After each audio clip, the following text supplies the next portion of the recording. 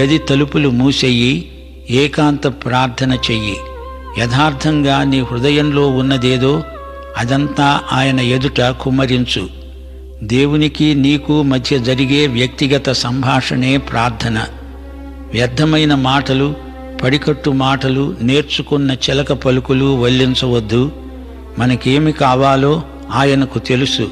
అయినా ఆయన మనల్ని అడగమంటున్నాడు గనుక మనం అడగాలి.